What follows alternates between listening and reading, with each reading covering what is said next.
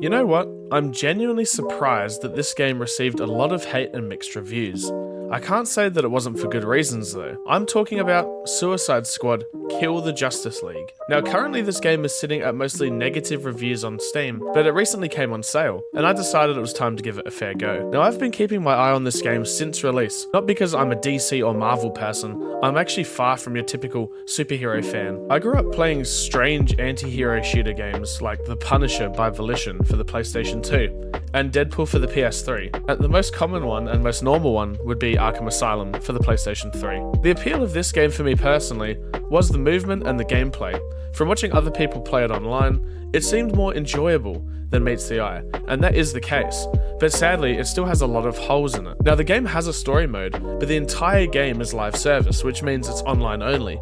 There is literally no way to play this offline, hence why I decided to buy it digitally on Steam since it was on sale. Otherwise, I would have bought myself a physical copy from EB Games, and I would have had it for the PS5, and one day the servers would die, and I'd never be able to play it. The main bread and butter of this game is swinging, running, and sliding around the game, shooting up monsters that are corrupting the city by Brainiac, which is the villain of this game. It's sort of Saints Row meets a looter shooter open world type game. Now I was pleasantly surprised that there was any story at all involved in this game, if I'm honest. At first, I wasn't that interested, but as you play, it gets slowly more and more involved, and it becomes more interesting. You pick between 4 heroes in the game. There's the Shark, there's Boomerang the Aussie jokester, Deadshot, and Harley Quinn. I think the only changes depending on your character of choice is of course the cutscenes in-game, and who you're playing as. Every time you complete missions around the city, you open new rewards, which is gear, of higher rarity with more damage and effects to kill enemies faster. There's not really much else to it than that, from what I've currently found at least. For $20, it's a lot of fun, if you're into this type of game, but I can see why there was a lot of negativity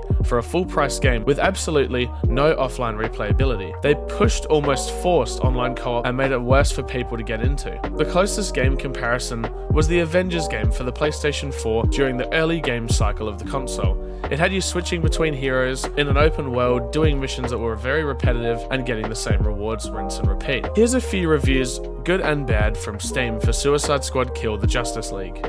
So here's a review by Mapu. So he's had 38.8 hours on the game, and it was posted on the 3rd of September, so quite recently. The game has decent bones to be good, but it has been ruined by live service and overly repetitive and not so much story. First part of the game where there was story wasn't anything near the Arkham series, but it was okay. But after episode 1, the game gets really boring. There are positives though. Good idea but bad execution of playing as a Suicide Squad works, but it was done horribly. The negatives: repetitive missions, boring story after the first part, live service that cuts way too often and you have to wait for the servers to come back online. New characters take too long to unlock unless you're willing to pay for them. The combat system could have been good if they'd taken what makes the characters unique, but they decided to add the same mechanics to everyone. Repetitive voice lines makes the game annoying. That's why I played the last 20 hours of the game muted. The conclusion is, game could have been good, but they decided to get greedy and go with the flow that ruins so many other games.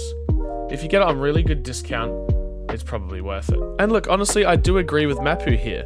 The game did feel really repetitive straight away. Now, in terms of the servers coming off and online, I actually haven't had an issue with that recently, so maybe they've improved since then. But apart from that, the game, all in all, it's better off getting on sale. So if you can get this on sale with a couple friends and you want something fun just to play, I would recommend it. I would not pay full price for this. Something to note as well that I didn't notice, this game was developed by Rocksteady, which were responsible for the Batman Arkham games. So now I sort of understand where all this negativity's come from. They expected better from the studio. And on the positive side of things, here is a review from Chucky. Now, he has about the same hours as me. I have about 5 hours on this game. He has 2.2. I bought it on sale with 80% off since all the bad reviews and news about the game scared me. But however, after 2 hours in, I can already say it's well worth the sale price. If you like the Arkham games or just super anti-hero games, I say go for it. The gameplay, graphics and sounds are very crispy clean. Performance is good too if you have a solid PC.